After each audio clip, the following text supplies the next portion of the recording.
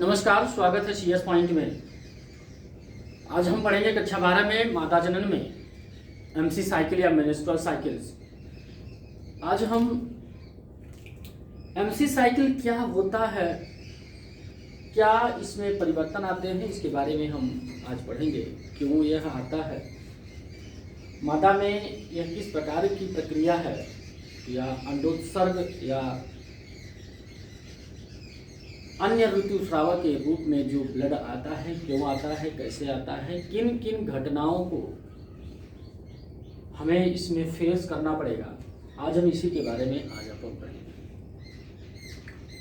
Figure देख रहे हैं आप, इसमें कुछ हार्मोन्स हैं, कुछ कोशिकाओं का निर्माण है, कुछ डेट लिखा गया है, कुछ तो इसके माध्यम से हम आज समझेंगे कि वास्तव में मादा में जो ऋतुस्राव या मासिक धर्म चक्र होता है वह कैसे होता है।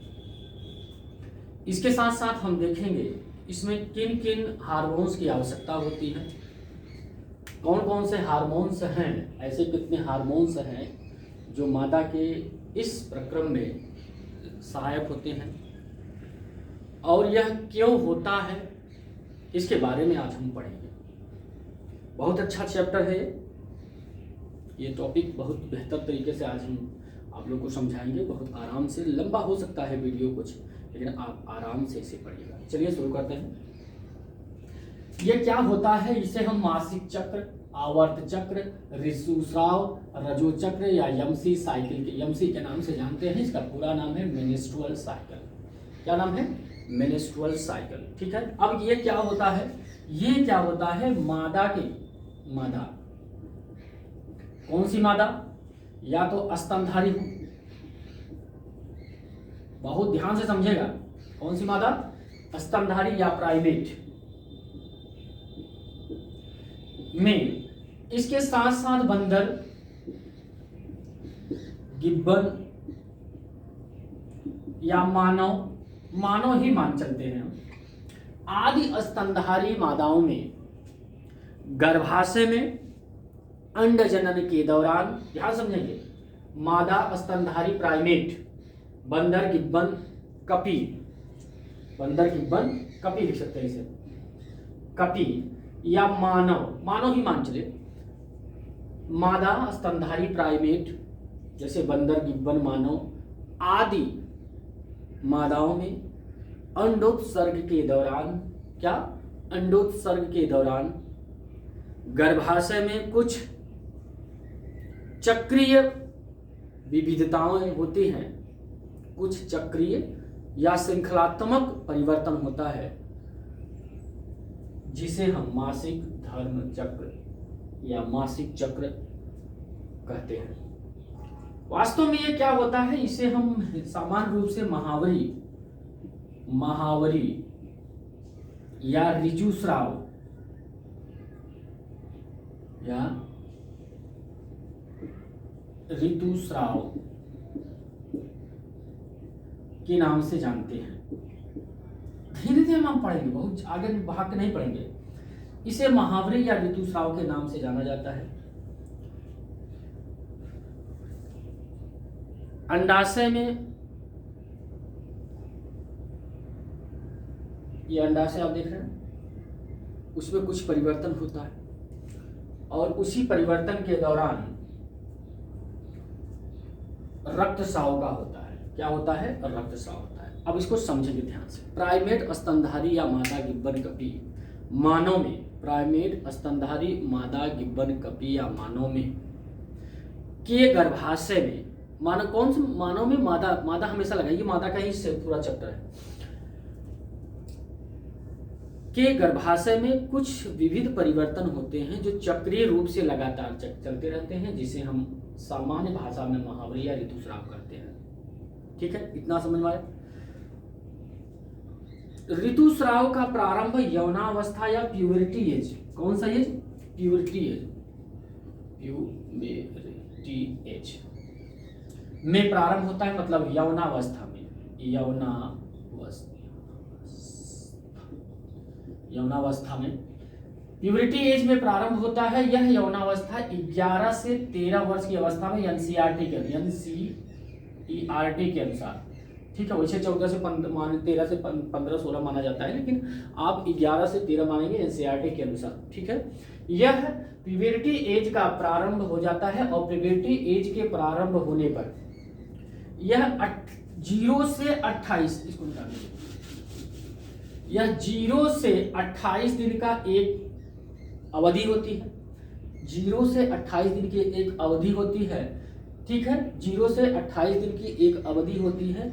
एक रक्तस्राव से, एक रक्तस्राव से दूसरे रक्त स्राव तक को एक चक्र कहा जाता है, एक चक्र कहा जाता है, ठीक है। क्या हमने कहा, मादा के गर्भाशय में अंडोत्सर्ग के दौरान कुछ मासिक कुछ जो है विविध परिवर्तन होते हैं जो रक्त के साथ बाहर आते हैं। अब ये क्या होता है, अभी परिभाषा नहीं लिखा रहे हैं, इसको समझिए, हम लिखा के समझिए। यह प्यूबर्टी एज मानव यौनावस्था में 11 से 13 अवस्था में प्रारंभ हो जाता है, ठीक है। अब यह 0 से 28 दिन का होता है, 0 से 28 दिन का होता है। एक रक्तस्राव मतलब जो अगर 1 तारीख को रक्त हुआ है, 1 तारीख से दूसरे तारीख तक रक्तस्राव को एक चक्र कहा जाता है। क्या कहा जाता है, एक चक्र कहा जाता है, ठीक है। एक चक्र कहा जाता है। यह प्रत्येक मादा में 40 से 48 45 से 50 वर्ष तक स्रावित होता है। और एक चक्र के दौरान, एक मतलब मासिक चक्र, एक मतलब ऋतुस्राव के दौरान एक अंडोत्सर्ग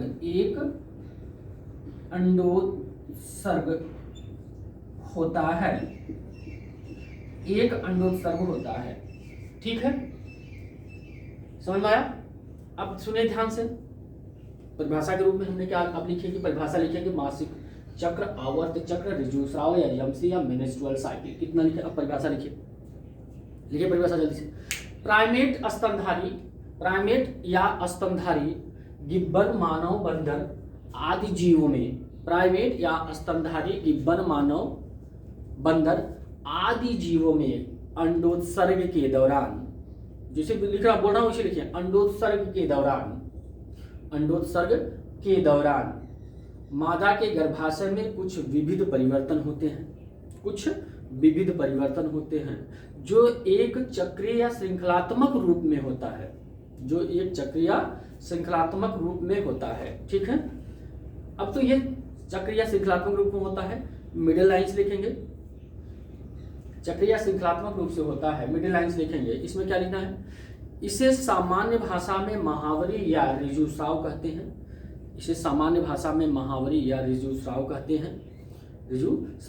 प्रारंभ में यह यौनावस्था के प्रारंभ में, मतलब यौनावस्था के प्रारंभ में प्यूबर्टी एज 11 से 13 वर्ष लिख लीजिएगा। यौनावस्था के प्रारंभ में 11 से 13 वर्ष की अवस्था में प्रारंभ होता है, ठीक। इसमें मादा के गर्भाशय से कुछ रक्त श्लेष्मा और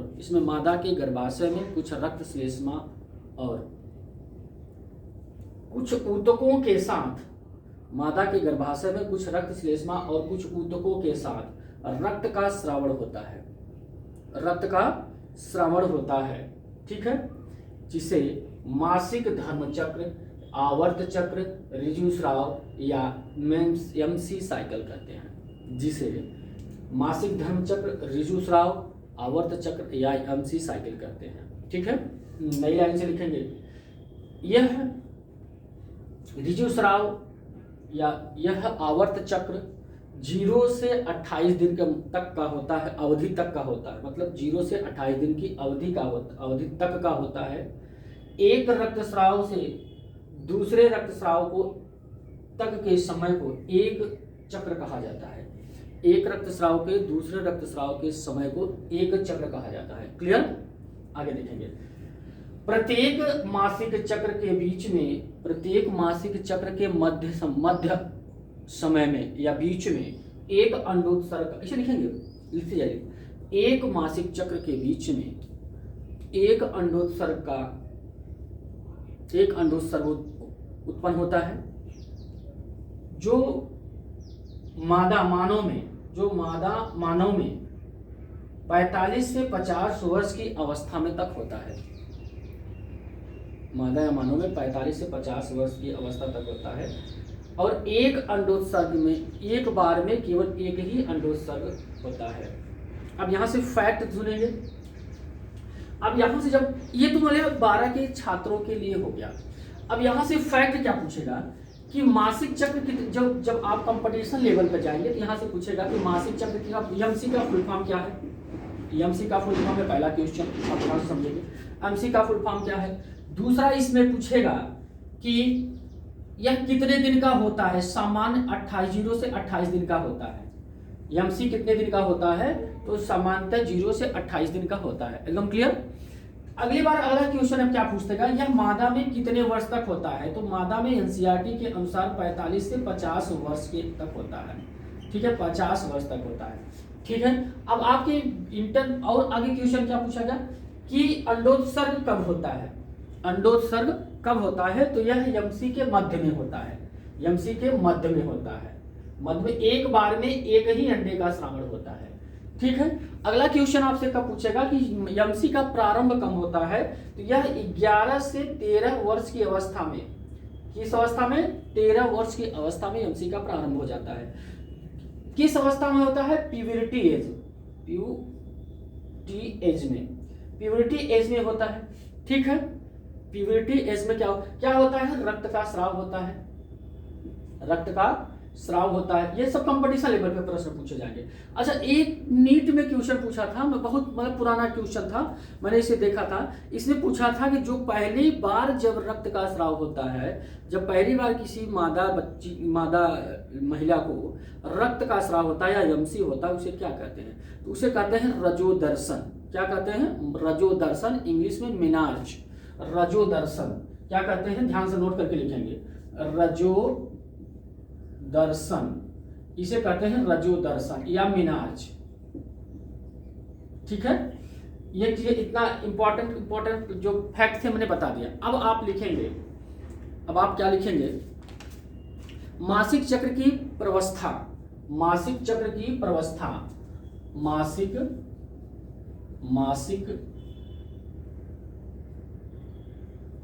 चक्र की प्रवस्था, मासिक चक्र की प्रवस्था। क्लियर है।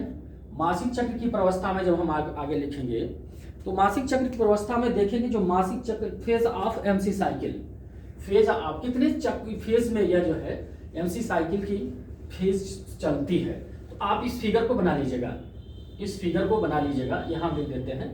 यह अंडाशयी हार्मोन्स है, अंडाशयी हार्मोन्स। अब देखिए यह मादा की गर्भाशय के अंदर की एक एक्सरे लाइक संरचना बनी हुई है। अब इसमें आप समझेंगे ये मस्तिष्क से स्रावित कुछ हार्मोन्स हैं।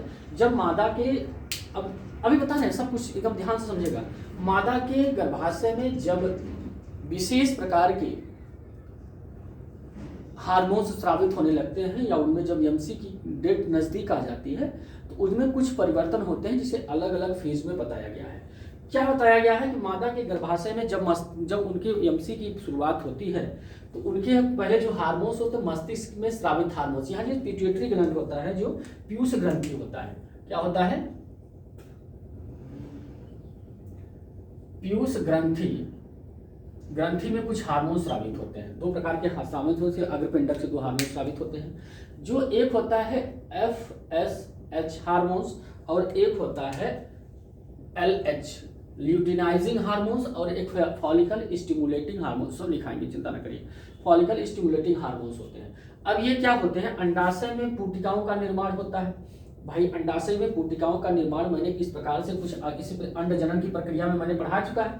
तो इसमें सभी पुटिकाओं का निर्माण मैंने, इसे आप पूरी तरह से भली भांति वाकिफ हैं, पूरी तरह से सक्षम बल नहीं बनाया है लेकिन आप इसे पूरी तरह से वाकिफ हैं। अब इसके बाद इसमें क्या होता है, अंडाशयी हार्मोन्स होते हैं। कुछ अंडाशय में अंडाशय को निकालने वाले भी हार्मोन्स होंगे। अंडाशय का उत्सर्जन तो होगा तो अंडाशयी हार्मोन्स है। उसके बाद गर्भाशय की परत या दीवार होती है। आखिर गर्भाशय की परत में क्या परिवर्तन आते हैं क्या क्या मान उनके अंडोत्सर्ग में परिवर्तन आते हैं, कौन कौन से हार्मोन्स उसको तेजी से, जो इसमें देखेंगे कुछ ईसीजी की तरह उल्टा आगे पीछे इसी से कुछ लकीरें लहराती हुई दिखाई दे रही है ना, ये हार्मोन्स को घटने बढ़ने का एक क्रम दिखाया गया है।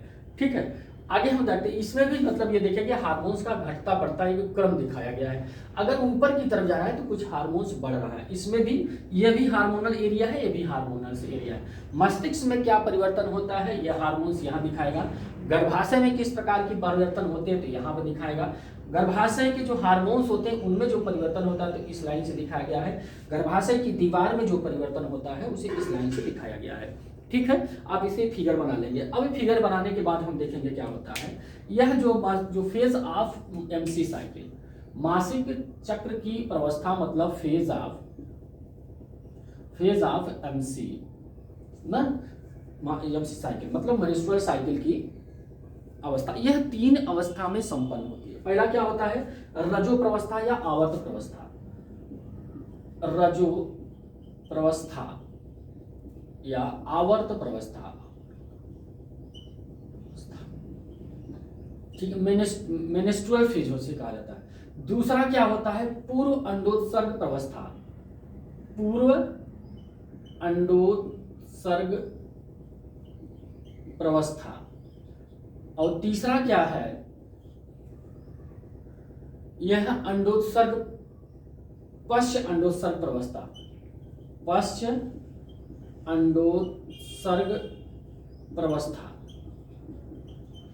पश्च अंडोत्सर्ग प्रवस्था। इंग्लिश में लिखाते वक्त लिखा देंगे जब इसका हेडिंग लिखाएंगे।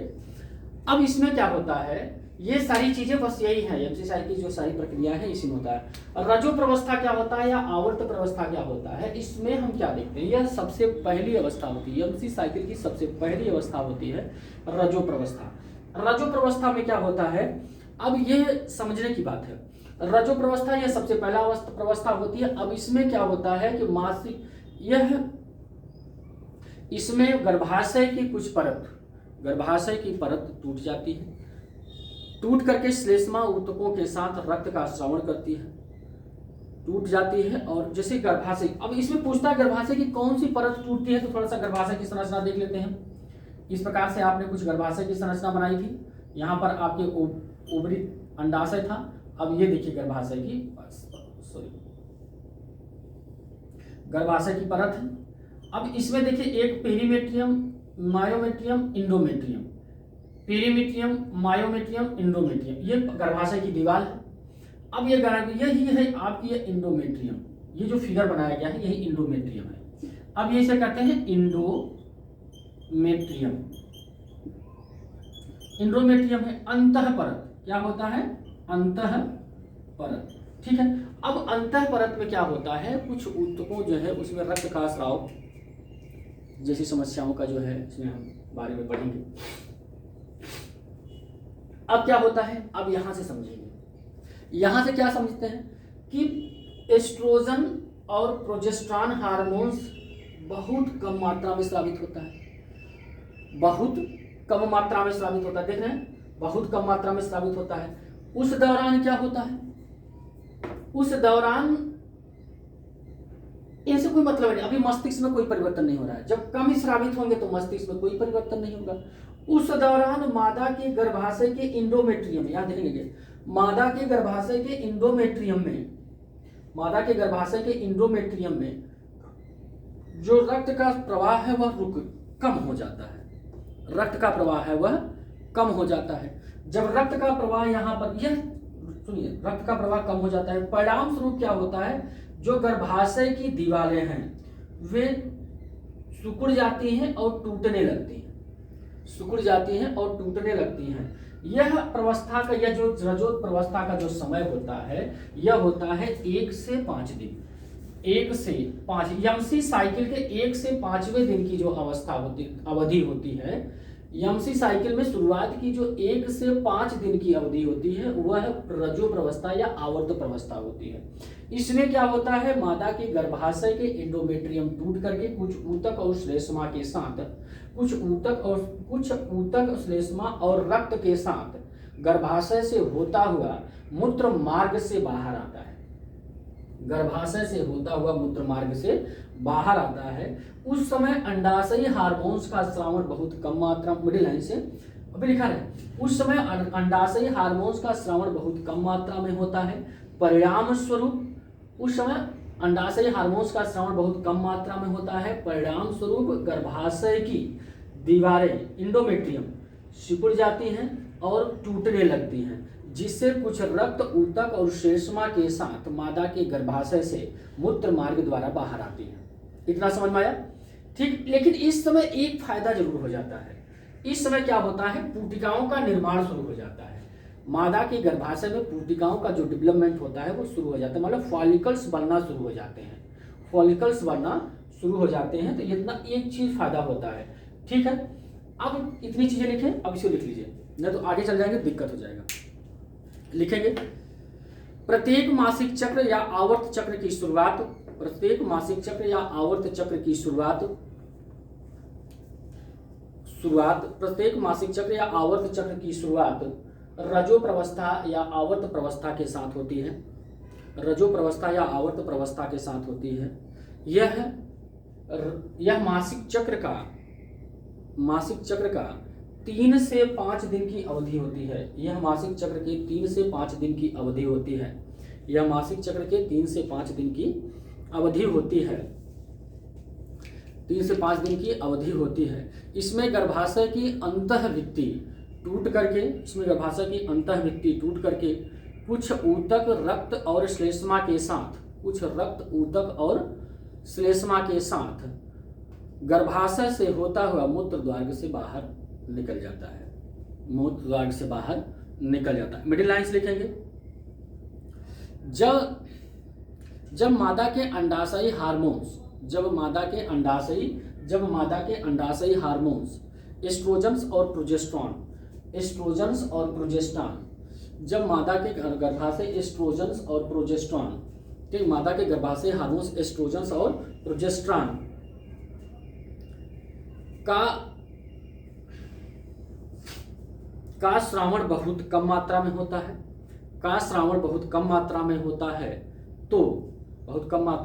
है। तो गर्भाशय की दीवार कोष्ठक में एंडोमेट्रियम, तो गर्भाशय की दीवार कोष्ठक में एंडोमेट्रियम, ठीक है, की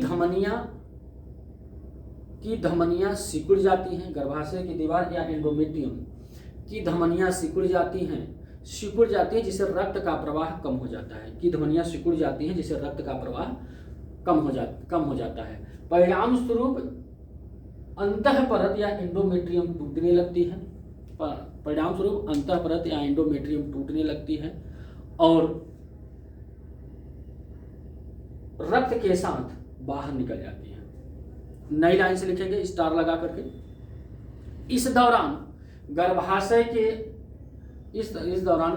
में पूटिकाओं का निर्माण शुरू हो जाता है।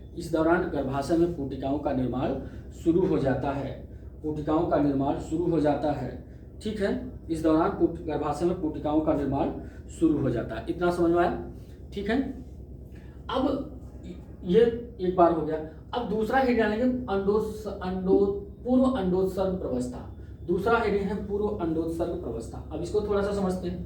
पूर्व अंडोत्सर्ग प्रवस्था में क्या होता है? यह 6वें से 13वें दिन की अवधि होती है। कितना होती है? 6वें से 13वें दिन की अवधि होती है। पूर्व अंडोत्सर्ग जो प्रवस्था होती है यह 6वें से 13वें दिन की अवधि। यमसी खिंचाई की मतलब अब रक्त का स्राव हो चुका है, मतलब यहाँ पर 3 से 5 दिन जो है लगातार रक्त का स्राव हुआ।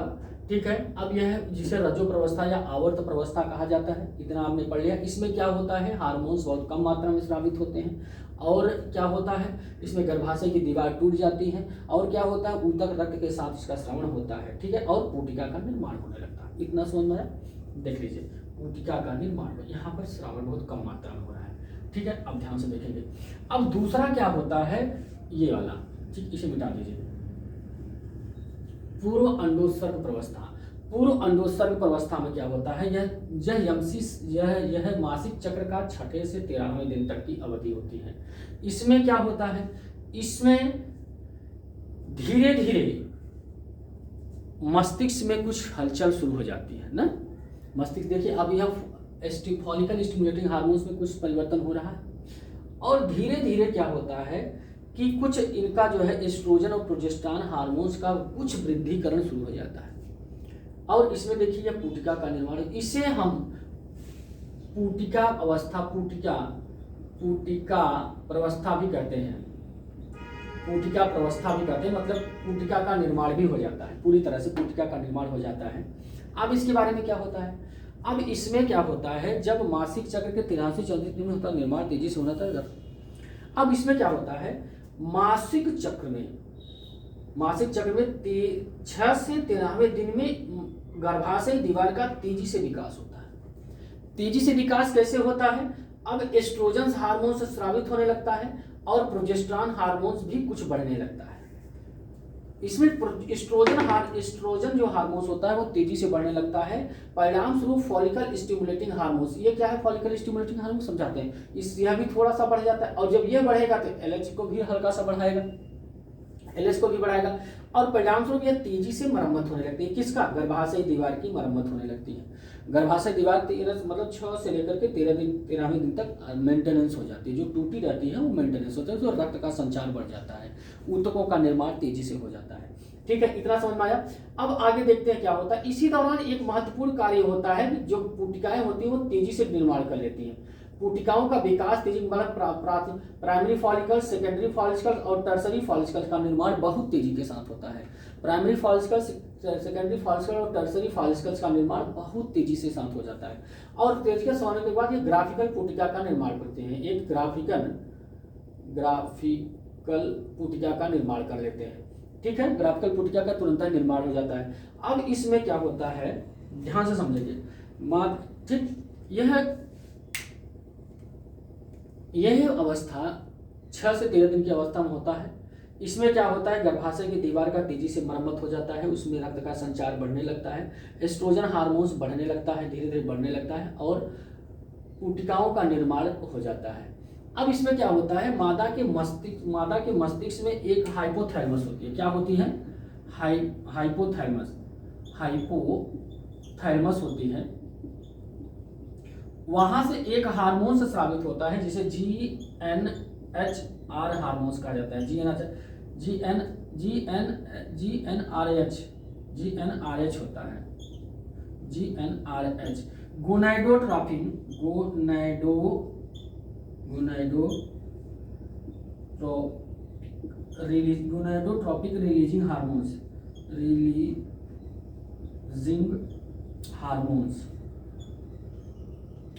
ये गोनाडोट्रोपिक रिलीजिंग जो हार्मोन्स होता है, इस हार्मोन्स क्या जाता है, पिट्यूटरी ग्लैंड को स्टिमुलेट करती है, पिट्यूटरी ग्लैंड को स्टिमुलेट मतलब प्रेशराइज करती है और वहां से 2 प्रकार के हार्मोन्स स्रावित होते हैं, एक होता है LH हार्मोन्स और एक होता है FSH हार्मोन्स।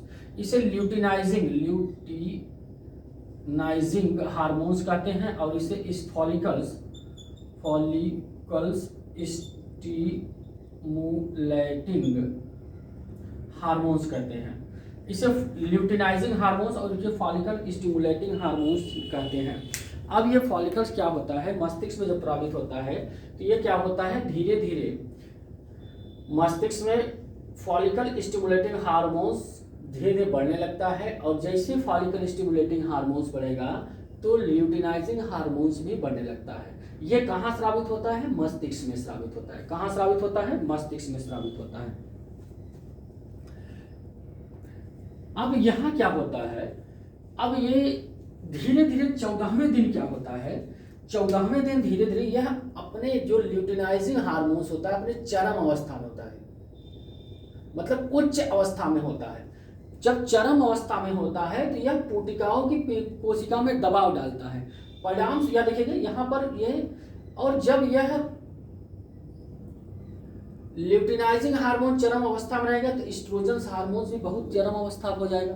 अब जब पुटिकाओं में चरम अवस्था में अंडाशय हार्मोन बहुत तेजी से साथ बढ़ने लगता है, इसका ग्राफ बढ़ने लगता है और परिणाम स्वरूप क्या होता है, यह पुटिकाएं फट जाती हैं और फट जाती है द्वितीयक केंद्रक या अंडोत्सर्ग हो जाता है, द्वितीयक केंद्रक या अंडोत्सर्ग हो जाता है। इसी को ही 14वें दिन यह घटना घटती है और यह घटना क्या होती है, अंडोत्सर्ग अवस्था कहलाती है। यह अवस्था क्या कहलाती है, अंडोत्सर्ग अवस्था होती है। ठीक है, 14वां दिन देखिए हमने अलग से लिखा है। ठीक, इतना समझ में आया। इसमें क्या होता है, लिखेंगे ज़्यादा समझ में, लिखेंगे, ये हेड डालिएगा, पूर्व अंडोत्सर्ग प्रवस्था लिखेंगे। यह मासिक चक्र के 6 से 13वें दिन की अवधि होती है। यह मासिक चक्र के 6 से 13वें दिन की अवधि होती है।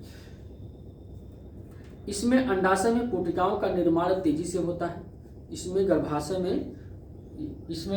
में या अंडाशय में, इसमें गर्भाशय चाहिए, इसमें गर्भाशय में कोशिकाओं का निर्माण तेजी से होता है। इसमें प्राथमिक कोशिका, द्वितीय कोशिका और तृतीय कोशिका का निर्माण हो जाता है। ग्राफिकल ना, इसमें प्राथमिक कोशिका, द्वितीय कोशिका और तृतीय कोशिका का निर्माण तेजी से हो जाता है। ठीक, आगे लिखेंगे। साथ ही साथ गर्भाशय की दीवार की मरम्मत भी तेजी से हो जाती है। साथ ही साथ गर्भाशय की दीवार की मरम्मत भी तेजी के साथ हो जाती है। साथ ही साथ गर्भाशय की दीवार की मरम्मत भी तेजी के साथ हो जाती है। ठीक है, और कोशिका का भी प्रारंभ तेजी से हो जाता है। ठीक, इसलिए इसे कोशिका प्रवस्था भी करते हैं। कोशिका प्रवस्था के समय मानव के मस्तिष्क में एक GnH हार्मोन हाइपोथैलेमस से स्रावित होता है, जो मस्तिष्क में कि पीयूष ग्रंथि के अग्रभाग को, अभी इसके क्वेश्चन क्या क्या बनते हैं पढ़ते हैं। मस्तिष्क के पीयूष ग्रंथि के अग्रभाग को स्टिमुलेट करता है। परिणाम स्वरूप दो हार्मोन्स LH हार्मोन्स और FSH hormones, follicle stimulating hormones का स्रावण होता है। फुल फॉर्म यहाँ से लिख लेंगे आप, follicle stimulating hormones full form यहाँ से आप लिख लेंगे, का स्रावण होता है। ठीक है, इतना हो गया। अब ये क्या होता है, श्रावण होता है। ठीक है, 13वें से 14वें दिन, अगर नई लाइन से मिडिल लाइन से लिखेंगे, 13वें से 14वें दिन, मिडिल लाइन से लिखेंगे, 13वें से 14वें दिन एस्ट्रोजन हार्मोन्स का स्रावण बढ़ने लगता है। 13वें से 14वें दिन एस्ट्रोजन हार्मोन्स का स्रावण बढ़ने लगता है। देखा ना, एस्ट्रोजन हार्मोन्स का स्रावण बढ़ने लगता है। 13वें से 14वें दिन एस्ट्रोजन हार्मोन्स का स्रावण बढ़ने लगता है। परिणाम स्वरूप LH हार्मोन्स भी बढ़ने लगता है। LH हार्मोन्स बढ़ने लगता है।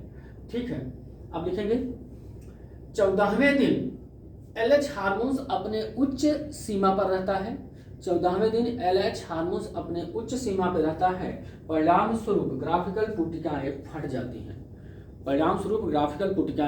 फट जाती हैं और एक द्वितीयक अंडोत्सर्ग, द्वितीयक केंद्रक या द्वितीयक जो ओवा रहता है, अंडा रहता है, वो बाहर आ जाता है और एक द्वितीयक कोशिका के रूप में ओवा या अंडाणु बाहर आ जाता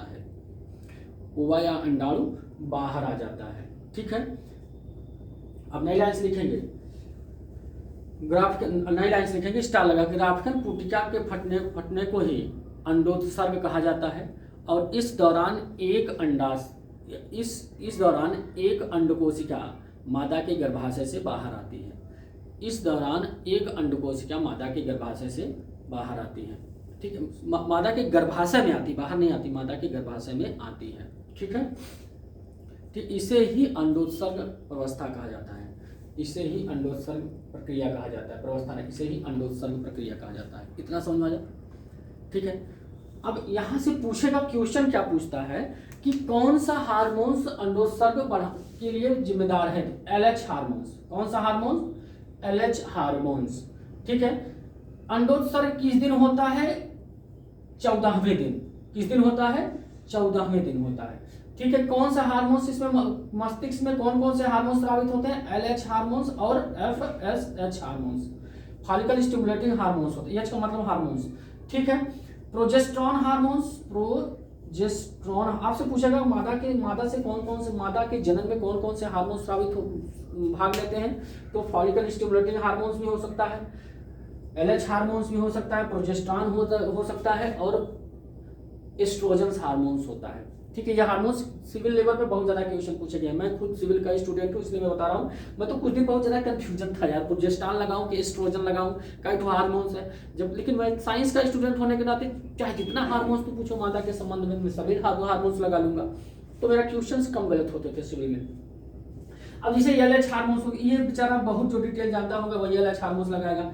FSH हार्मोन्स दे दिया, वो भी डिटेल। बस सिविल वाले क्या होता है, जो सिविल के स्टूडेंट होते हैं, 2 हार्मोन, टेस्टोस्टेरोन और एंडोस्टेरोन। ठीक है। एस्ट्रोजन, एक एस्ट्रोजन हार्मोन और एक प्रोजेस्टेरॉन हार्मोन, बस यही दो ही हार्मोन्स याद करके रखे रहते हैं। एक नर पूछा तो टेस्टोस्टेरोन, मादा पूछा तो एस्ट्रोजन, बस याद करिए, ट्रिक बना के सब रखे हैं। तो अब यहाँ से चाहे प्रोजेस्टेरॉन पूछे, चाहे एस्ट्रोजन पूछे, चाहे इनहिबियंस पूछे, चाहे एलएच हार्मोन्स पूछे, चाहे एफएसएच हार्मोन्स पूछे, ठीक है, चाहे ये जीएनएचआर हार्मोन्स पूछे, जीएनआरएच हार्मोन्स पूछे, कुछ पूछे। अब तो आपका क्वेश्चन नहीं गलत होगा ना, जीएनएचआर हार्मोन्स कुछ पूछे, अब उसका फुल फॉर्म पूछे, उससे क्या मतलब है, इतना क्लियर हो। अब तीसरा हेड डालिए। तीसरा क्या है,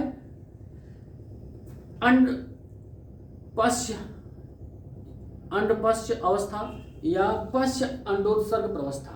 पश्य अंडोत्सर्ग प्रवस्था, पश्य अंडोत्सर्ग प्रवस्था, पश्य अंडोत्सर्ग प्रवस्था। पश्य अंडोत्सर्ग प्रवस्था को इसे पीतिका अवस्था भी कहा जाता है। इसे कौन सा अवस्था, पीतिका प्रवस्था भी कहा जाता है। ठीक है, इसके बारे में समझ लेते हैं। इसके बारे में ज्यादा समझना नहीं है, बस इसको लिखा देना है। अब देखिए क्या होता है अंडोत्सर्ग के दौरान। अब देखिए दो हार्मोन प्रोजेस्टेरॉन्स और इनहिबियंस तेजी से बढ़ रहे हैं। ये देखिए प्रोजेस्टेरॉन और इनहिबियंस तेजी से बढ़ रहे हैं। अब ये जब तेजी से बढ़ रहे हैं तो इनको देखिए क्या होगा, कुछ तो परिवर्तन होगा।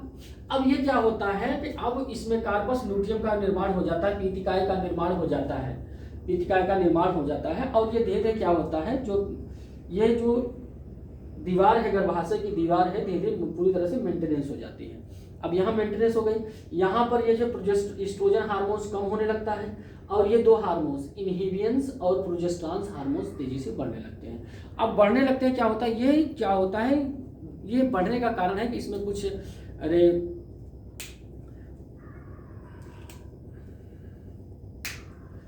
अब ये अगर हार्मोन्स नहीं बढ़ेंगे तो इसमें कुछ प्रोटीन के जो प्रोटीन्स, मिनरल्स या जो भी पदार्थ होते हैं गर्भाशय में, जो उस जनन प्रक्रिया में जब उनका फर्टिलाइजेशन हो जाता है, तो फर्टिलाइजेशन होने के बाद जब ये एम्ब्रियो या भ्रूण का निर्माण होगा तो उसके लिए कुछ पोषण की आवश्यकता होगी। तो कुछ हार्मोन्स वगैरह उसमें ना पोषण वगैरह के रूप में कुछ काम करते हैं। अभी तो वहाँ से कुछ खाना पीना तो मिल नहीं रहा है, उसमें तो हार्मोन से ही उसको घटाने बढ़ाने का काम करेगा। तो ये प्रोजेस्टेरॉन और इनहिबियंस हार्मोन तेजी से बढ़ने लगते हैं। परिणाम स्वरूप गर्भाशय पूरी तरह से मेंटेनेंस हो जाती है। उस दौरान क्या होता है कि जब ये फट के बाहर आ गए तो ये त्वचा है ना, ये क्या करता है, एक प्रकार के हार्मोन श्रवण करने का काम करने लगता है। मैंने उसमें पढ़ाया है जब अंडोत्सर्ग पढ़ा रहा था। अब ये लेकिन क्या होता है, लेकिन ये तभी तक रुका रहता है जब एक शुक्राणु और एक ओवा आपस में मिल जाते हैं, स्पर्म और ओवा आपस में मिलते हैं और उस समय युग्मक का निर्माण हो जाता है। तो ये क्या काम करते हैं, एक प्रकार के हार्मोन श्रवण करने का काम करते हैं। उसको जो है, जो क्या नाम है उसका, ग्लाइकोजन के भंडारण का काम करने लगते हैं। लेकिन क्या होता है, ग्लाइकोजन का भंडारण करने लगते हैं, लेकिन अगर जैसे मान लिया उनका अंडोत्सर्ग नहीं, मतलब उनके बीच में निषेचन नहीं हुआ, फर्टिलाइजेशन नहीं हुआ, तो ये क्या होता है, कार्पस एल्बिगेंस मतलब निर्माण कर देते हैं और पीतिका का निर्माण करके धीरे धीरे नष्ट हो जाते हैं। ठीक है, जैसे वो नष्ट होंगे फिर यह जो है जीरो अवस्था आ जाती है, 28वें दिन तक लगभग समाप्त हो जाते हैं। तो लिखेंगे इसमें, यह मासिक चक्र के 13वें से, यह मासिक चक्र के 15वें से, यह मासिक चक्र के 15वें से 28वें दिन तक की अवधि होती है। यह मासिक चक्र के 15वें से 28वें दिन की अवधि होती है। इसमें ग्राफिकल त्रुटियां पड़ जाती हैं, अंडोत्सर्ग हो जाता है, अंडोत्सर्ग बाहर आ जाता है और उसके बाद यह प्रक्रिया प्रारंभ होती है। उसके बाद इस प्रक्रिया का प्रारंभ होती है। अब यह क्या होता है, अंडोत्सर्ग होने के बाद कार्पस लूटियम का निर्माण हो जाता है। कार्पस लूटियम या यह हार्मोन्स एक प्रकार के हार्मोन्स ग्रंथ के रूप में कार्य करता है। कार्पस लूटिया द्वारा स्रावित हार्मोन्स के प्रभाव से गर्भाशयी दीवार तेजी से एंडो में, ठीक है लिखेंगे, कार्पस लूटियम, कार्पस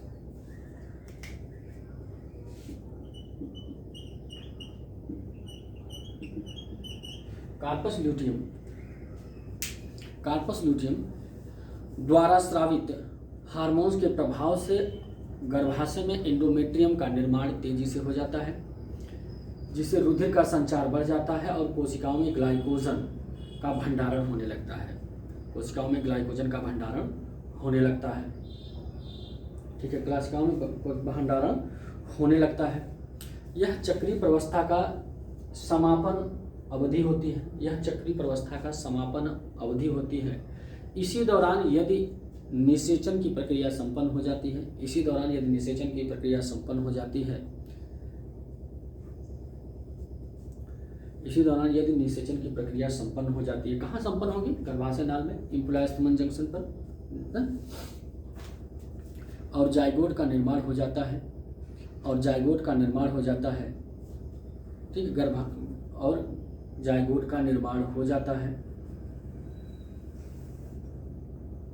और इस नए भ्रूण को स्थापित करने के लिए आंवल या प्लेसेंटा का निर्माण कर लेती हैं। इस नए भ्रूण को स्थापित करने के लिए आंवल या प्लेसेंटा का निर्माण कर लेती हैं, ठीक है। यदि आंवल या प्लेसेंटा का निर्माण कर लेती हैं, यदि इनका निषेचन नहीं हो जाता है, इनका निषेचन नहीं हो पाता है, यदि इनका निषेचन नहीं हो पाता है तो कार्पस लूटियम नष्ट हो जाती हैं, तो कार्पस लूटियम नष्ट हो जाती हैं और गर्भाशय की दीवार धीरे धीरे टूटने लगती है, और गर्भाशय की दीवार धीरे धीरे टूटने लगती है, ठीक है। और फिर नए रजोधर्म का प्रारंभ हो जाता है, और फिर नए रजोधर्म का प्रारंभ हो जाता है। ये रहा यमसी साइकिल। मैंने इसे अपने तरीके से बहुत अच्छी तरह से पढ़ाने का प्रयास किया। अगर आपको इसमें कोई कन्फ्यूजन होती है तो आप कमेंट बॉक्स में पूछ सकते हैं, और इसके साथ अगर मैं कल इस पर जो है ऑफलाइन क्लास में भी आप लोग को थोड़ा सा इसके बारे में इंट्रोड्यूस करा दूंगा। Thank you.